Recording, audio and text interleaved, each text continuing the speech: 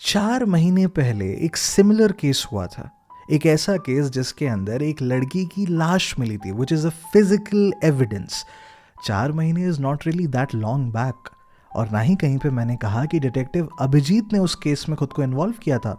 उसने अभी तक उस केस को नहीं देखा था। What if he looks into the case और उससे कोई दूसरा तरीका, कोई दूसरा पैटर्न मिलता। उस शाम एक्चुअली में उस सुबह सुरभि जो है वो स्कूल का बोल के निकली थी, पर फिर कहीं और चली गई। वो जहाँ पे भी गई हो, जैसे भी गई हो, it all comes under the physical realm. लेकिन उसके बावजूद एक ऐसा detective who could have been better at solving and tracing back physical evidences, उसे चूज नहीं किया गया है। क्योंकि जो रास्ता चूज हुआ है with total of 2205 votes is of detective Pranav, on the basis of कि ये केस आंखों के सामने नहीं, बट व्हाट इफ मन में होने वाले किस्सों से और छुपी हुई बातों से सॉल्व हो। अब खैर ये डिसीजन सही था या गलत, ये वक्त बताएगा। लेकिन फिर क्या हुआ ये मैं आपको बताता हूँ। हेलो जी, मेरा नाम है Justin Joseph and you are listening to the very first story of हमारी इस नई सीरीज़, जो कि एक कहानियों का खेल है, कहानी नहीं। इस सीरीज़ का नाम है फिर क्या हुआ, and you are listening to the second episode of our new story, a midnight text. Commissioner साहब जो हैं वो इस केस को ऑफिशियली प्रणव के हाथों में सौंप देते हैं। एंड प्रणव, जो कि कहीं और ऑलरेडी इन्वॉल्व होता है, वो विद इन 8 आवर्स इस केस को चार्ज में लेता है। First thing that he does is वो तुरंत के तुरंत सुरभि के घर पहुंचता है और वहाँ पे जाके उसके पेरेंट्स के साथ कुछ बेसिक इन्वेस्टिगेशन सवाल पूछता है। जैसे कि सबसे पहला सवाल होता है, भाई कोई बॉयफ्रेंड था, जिस पर उसके पेरेंट्स जो हैं वो क्लियर मना कर देते हैं कि नहीं ऐसा तो नहीं। बट कभी कभी होता है ना, जैसे कि बच्चे जो होते हैं वो छुपाने की कोशिश करते हैं, लेकिन आप भाप लेते हैं कि किसी के साथ थोड़ी ज़्यादा बात हो रही, कभी ऐसा आपको कुछ। लेकिन इस बात पे भी जो पेरेंट्स हैं वो साफ मना कर देते हैं कि ऐसा कुछ तो कभी उनके सामने तो खैर नहीं। ओके, दूसरा सवाल आता है कि क्या किसी तरह की कोई रिसेंट लड़ाई वड़ाई हुई घर में। होता है ना, घरों में कभी कभी माहौल ख़राब हो जाता है तो बच्चे जो हैं वो गुस्से में निकल के चले आते हैं, समथिंग लाइक दैट। लेकिन इस पर रिप्लाई आता है कि जनरली जैसे मतलब घरों में एक नॉर्मल सी लड़ाई वड़ाई कभी हो गई, कभी खुश रह लिए, मतलब it was like a very normal family. ठीक है। वैसे ये जैसे स्कूल गई आप लोगों ने, ये स्कूल अक्सर जाया कैसे करती थी, मतलब क्या आप लोग ड्रॉप करते थे? नहीं नहीं, वो हम लोगों का ड्राइवर हैं तो वो ड्रॉप कर देते थे, या फिर कभी कभी क्या होता था वही गाड़ी लेके चली आती थी। तो like she is been driving since some time. Driving, she is a 12th standard student. वो उसकी एज कितनी है?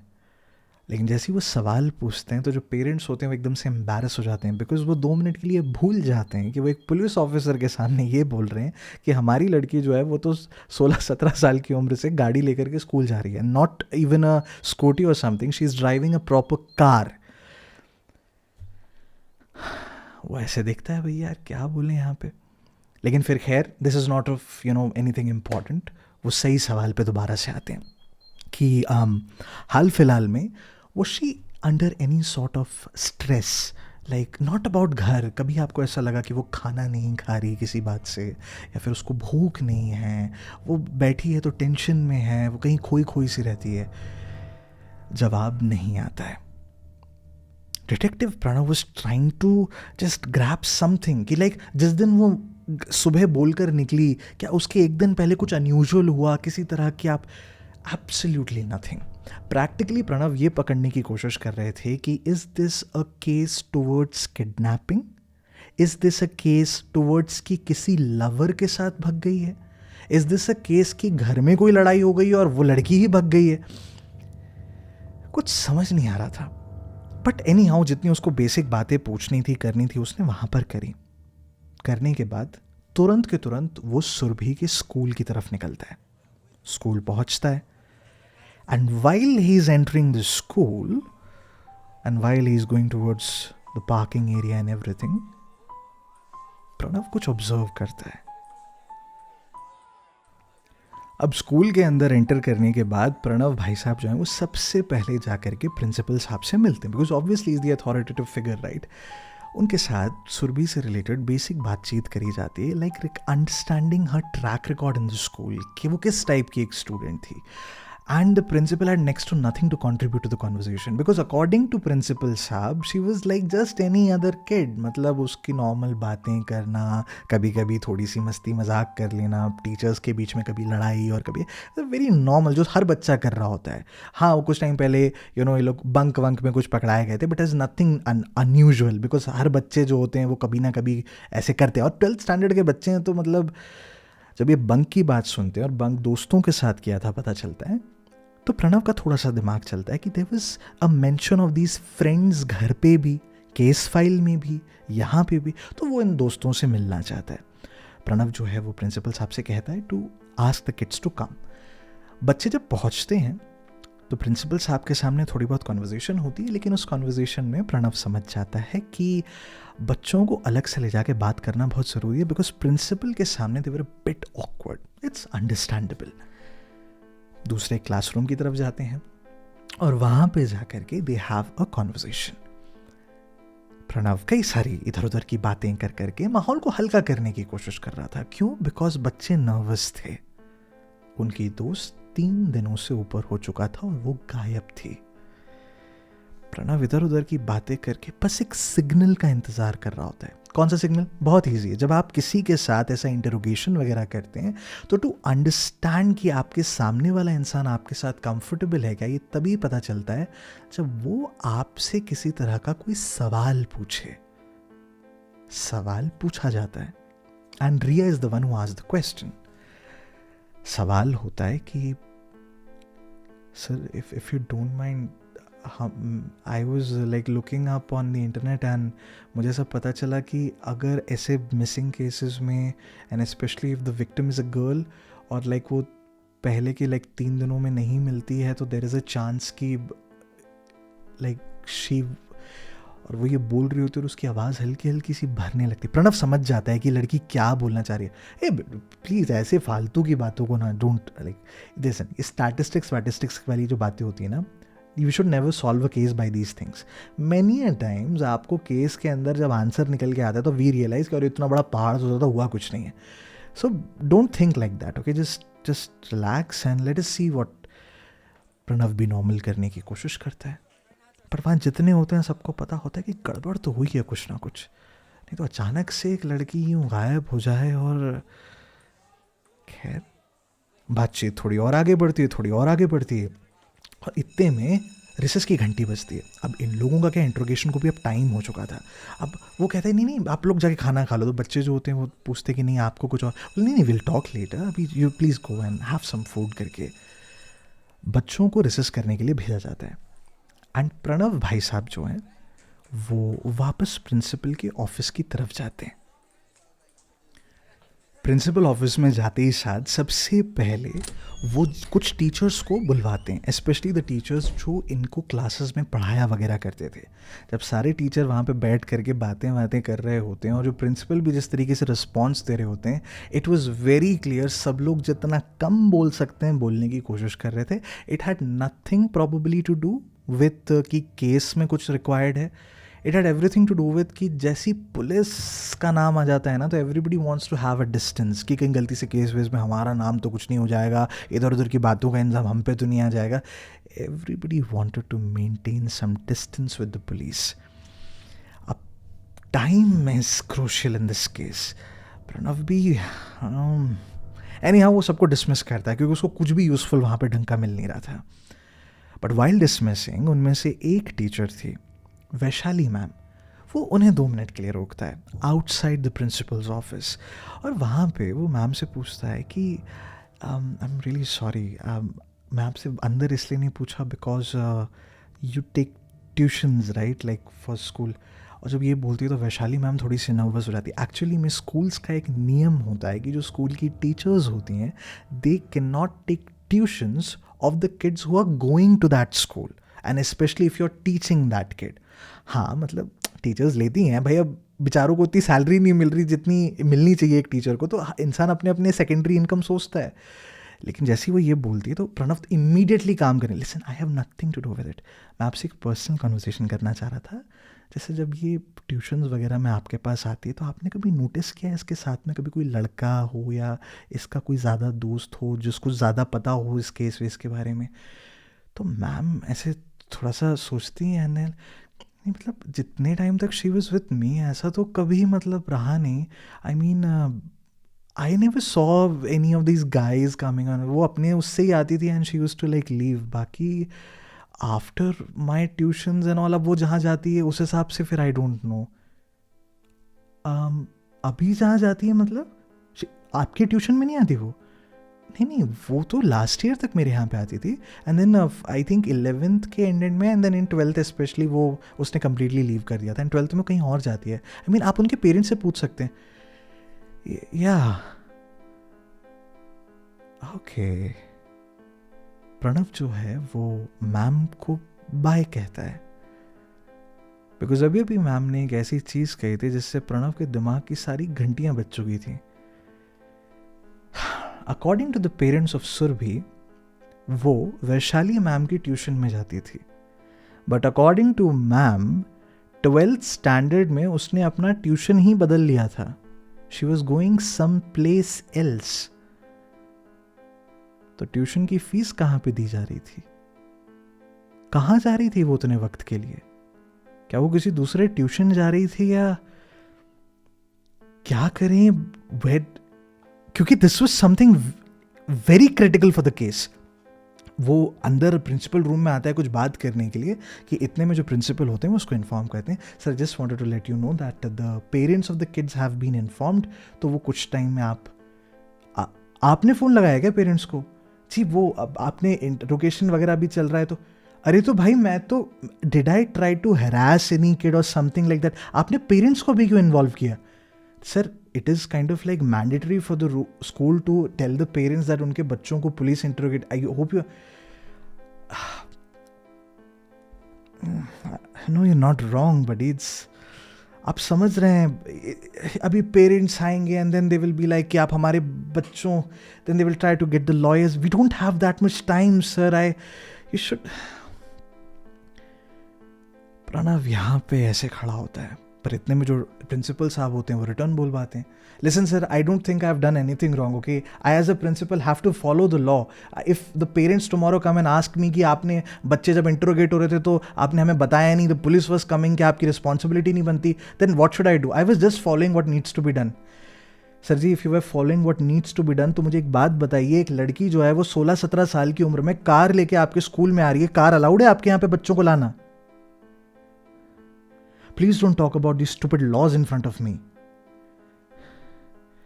प्रणव जब इस तरीके से भड़कता है तो प्रिंसिपल अचानक से चौंक जाते हैं बिकॉज इट वॉज ट्रू.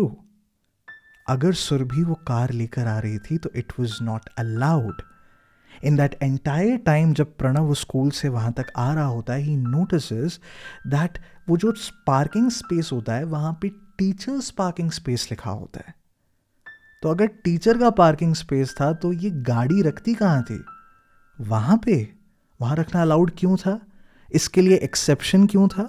बच्चों से जब बातचीत हुई थी तो उस बातचीत में बाहर निकल के आया था कि बच्चों को क्लियर कट अलाउड नहीं है. मैक्स टू मैक्स एक स्कूटी अलाउड होती है जिसमें भी परमिशन और बहुत कुछ लगता है. Then why a special treatment for this Surabhi? Because her parents were rich या फिर कुछ और? Anyhow, जैसी वो ये बात करते हैं, Pranav now realises there is absolutely nothing of value कि इस समय वो इस इंसान के साथ बहसबाजी करें. बिकॉज एक बारी पेरेंट्स स्कूल में आ गए, they will not allow the kids to have a proper conversation. He needed to talk to the kids because वो काफ़ी कंफर्टेबल हो गए थे and there is probably something that he can take out. Recess इतने में ख़त्म होता है एंड इमीडिएटली वो चारों को वापस बुलाया जाता है. बच्चे जैसे ही वापस आते हैं, प्रणव भाई साहब जो हैं वो थोड़े अलग एंगल से केस को लेके जाते हैं कि वो एक्चुअली मैं उसकी पढ़ाई एंड ऑल वगैरह सबसे बात कर रहा था बाकी मैम से, तो मुझे पता चला कि वो स्कूल की जो वैशाली मैम है उनके वहाँ पे शायद ट्यूशन जाती थी ना. तो कभी नहीं सर, वो लास्ट ईयर तक वहाँ पे जाती थी. लास्ट ईयर से मतलब फिर वो कहाँ जाती है? सर वो हमारी कोचिंग में आती है, मतलब 12th में उसने चेंज कर लिया था. नाउ वो ओके, वाई एग्जैक्टली सर? अब पढ़ाने का सर स्टाइल शायद यहाँ का ज़्यादा उसको बेटर लगा होगा, तो सर मतलब उसने okay. And what's the fees in your coaching? Coaching की फ़ीस बताई जाती है, और जहाँ तक उसकी कॉन्वर्जेशन का एक हिसाब रहता है, भाई वो मैम की ट्यूशन का फीस इनके कोचिंग के जितना तो होगा नहीं, या फिर इतना ही था? देन फिर इस कोचिंग में क्यों गई वो? और एक ट्यूशन से अगर बच्चा दूसरे ट्यूशन में ही स्विच कर रहा है, तो इसमें घर में छुपाने वाली क्या बात है? एनी हाउ, पेरेंट्स आने वाले थे, टाइम कम था यार। Don't take it any other way, ठीक है? होता है generally, like most of the times होता है, और उसमें कुछ गलत भी नहीं है, because at the end of the day दोस्त है ना जो आपको सबसे ज़्यादा समझते हैं। तो लाइक जैसे आप लोगों का एक ग्रुप है, तो इसमें लाइक लड़के लड़कियां हैं, generally there is like a love string happening. तो कभी आप में से किसी का ऐसा रहा कि लाइक सुरभि के कभी, तो बच्चे जो होते हैं वह साफ मना कर देते हैं कि सर यहाँ पे तो सर वो फ्रेंड्स वाला ही माहौल चलता था, कि मतलब मस्ती मजाक चल रहा है। अब अगर मैं थोड़ा लोकल बोलूँ तो मतलब नहीं ना, बकैती चल रही है करके, तो कुछ ऐसा था नहीं कभी पक्का, मतलब like this absolutely nothing like that, नहीं सर। तो कभी लाइक ऐसा बाहर कहीं, लाइक जैसे आपने बोला उसके कुछ और भी फ्रेंड्स थे, तो कभी आपको ऐसा लगा कोई और बॉयफ्रेंड है उसका, या कोई किसी के साथ वो ज़्यादा मिलती हो, she is interested in someone और समथिंग लाइक दैट? बच्चे जो होते हैं वो मना कर देते हैं कि नहीं सर ऐसा तो कुछ नहीं। Okay, understand one thing about this case guys, तुम लोग अगर गांजा भी फूकते हो ना, तो एज ऑफ नाउ मुझे कोई फर्क नहीं पड़ता। You are like doing something which is wrong, and तुम लोगों ने कोई बिना लाइसेंस की गाड़ी चला ली, तुम्हारा कोई, I don't care. All I need to know is how to find a missing girl, and we are losing time guys. Please एक चीज़ को समझना, मेरे लिए एज ऑफ नाउ जो इंसान ईमानदारी के साथ जैसा जो जवाब है वो दे रहा है, भले ही वो तुम कुछ भी जा रहे हो, मुझे उससे कोई मतलब नहीं है। लेकिन अगर मुझे ऐसा लगा कि कोई मुझसे झूठ बोल रहा है, I am really sorry, but I hope you do understand that I will be kind of forced to think that you have something to do with this girl missing. And I know ऐसा कुछ भी नहीं है. I know that. It's just that please don't lie to me. Because if you lie to me, हो सकता है कि, and the moment he says this, बच्चे suddenly एकदम से weirded हो जाते हैं कि नहीं सर हम जो ऐसे ही बता रहे हैं करके वो, लेकिन इतने में उसका फ़ोन बजने लगता है. फ़ोन निकाल के देखता है, कमिश्नर साहब का फ़ोन उठा के, ये सर मैं, वो बता ही रहा होता है कि इतने में कमिश्नर साहब उसको इंटरप्ट करते हैं और उसको कुछ बोलते हैं. जहाँ पे वो इस बात को बोलते हैं, तुरंत के तुरंत Pranav understands it's a moment to panic. Why was it a moment to panic? Because Saurabh नाम के एक जनाब कमिश्नर साहब के साथ बैठ के कुछ वार्तालाप कर रहे थे, बातें कर रहे थे. कौन है ये मिस्टर सौरभ? मिस्टर सौरभ एक ऐसे पुलिस डिपार्टमेंट को हेड करते हैं जो मेन पुलिस डिपार्टमेंट से थोड़ा सा हटकर है, and they kind of are specialized in investigations and all. कुल मिला करके mister Saurabh was one of those people जो एक पुलिस इन्वेस्टिगेशन जो होती है उसमें इन लोगों ने जितना ढूंढ लिया, जितना कर लिया, वो सारी की सारी बातें उठा लेते हैं और खुद से जो बचा कुचा केस होता है अगर उसको सॉल्व कर दिया तो सारा का सारा क्रेडिट खुद लेकर के चले जाते हैं. They were like vultures for the police department. लेकिन गवर्नमेंट सैंक्शन थे. एंड एज ऑफ नाउ, क्योंकि वो 4 महीने वाला एक अनसॉल्व्ड केस जैसा एक पैटर्न फॉलो कर रहा था, और ये बातें चूंकि मीडिया में बहुत ज़्यादा अच्छे तरीके से उठने लग गई थी, and now the politicians were starting to getting involve because elections आने वाले थे. हर कोई चाहता था कि इस केस को सॉल्व करने का क्रेडिट उसकी पार्टी की तरफ जाए. चीज़ें इंटेंसिफाई होने लगी. And there was a high chance कि सौरभ इस केस को स्वूप करना चाहता था. एक तरफ सौरभ एक वल्चर की तरह वहां बैठा है, एंड कमिश्नर साहब is immediately calling Pranav to come to the office. Because अगर वो वहां पे एक 10-15 मिनट में नहीं पहुंचा, ऑलरेडी वो किसी सीनियर के साथ कांटेक्ट में है, किसी फलाना फलाना पॉलिटिशियन मंत्री को फोन लगाया जा चुका है. If Pranav reaches over there, the case can be saved. Case police department के अंदर रह सकता है. Otherwise, there is a 90 to 95% chance that they will lose the case completely. उसके बाद इनका डिपार्टमेंट कुछ नहीं कर सकता. और दूसरी तरफ प्रणव जब वो अपनी आखिरी लाइन उन बच्चों को बता रहा होता है ना, तो उन बच्चों में 2 की तरफ देखकर बोलता है कि झूठ मत बोलना. रिया और अब्बास. क्यों? वो क्यों का अगर जवाब चाहिए तो he has to deny the order of Commissioner साहब to immediately go to the police station और उसे स्कूल में रुक कर जो बात गले तक आन पड़ी है उसको निकालना ज़रूरी है, क्योंकि within a few minutes parents will reach, और एक बारी पेरेंट्स स्कूल में आ गए then there is a 90 to 95% chance कि बच्चे कुछ नहीं बोलेंगे. Ladies and gentlemen, dear listeners and dear members of the JT8 family, ये एपिसोड, अरे हट जा भाई, ये एपिसोड जो है वो यहाँ पर रोका जाता है और आपके सामने 2 रास्ते कुछ इस तरह से हैं. पहला रास्ता, प्रणव जो है वो इमीडिएटली पुलिस स्टेशन जाएगा to save this case, and more than saving the case, commissioner साहब का डायरेक्ट ऑर्डर है, if he denies it the repercussions are getting from every angle.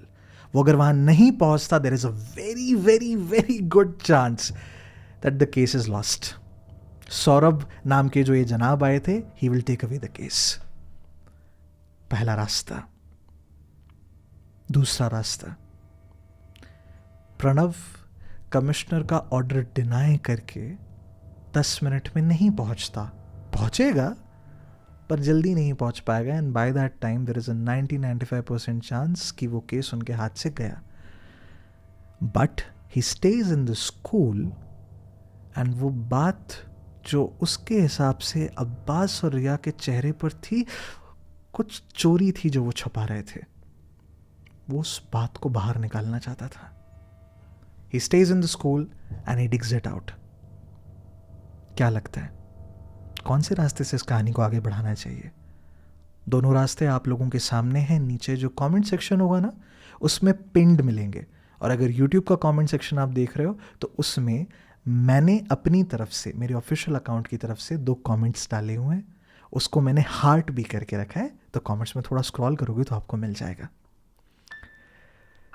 अपना रास्ता चुनिए, क्योंकि आपके 48 आवर्स यहां पे शुरू होते हैं.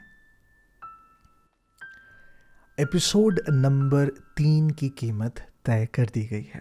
एज ऑफ नाउ हमारा जो ट्रेलर वीडियो है अब मिडनाइट टेक्स्ट का, यानी ये वाला video, we are at 125,000 views at the time of this recording, और target for episode number 3 is 175K views. अगर आप उन दिलदार लोगों में से हो जिसके कारण हम ये टारगेट्स अचीव कर पाते हैं, जिनके कारण मैं इस करियर को बना पाता हूँ, तो प्लीज़ अपने स्टोरीज़ में मुझे मेंशन कर देना, because I would really love to take a screenshot and add it in the collage video, because that's my way of saying thank you. अगर टारगेट कंप्लीट हो जाता है, the votings closes in the next 48 hours, और उसके 48 hours में आपका अगला episode हाजिर कर दिया जाएगा एग्जैक्टली वैसे ही जैसे ये वाला एपिसोड आपको बताए हुए वक्त पे हम लोग लेकर आ गए. कहानी आगे बढ़ेगी जनाब, मैं सुनाने भी आऊँगा. सवाल सिर्फ इतना सा है, आप सुनने आएंगे?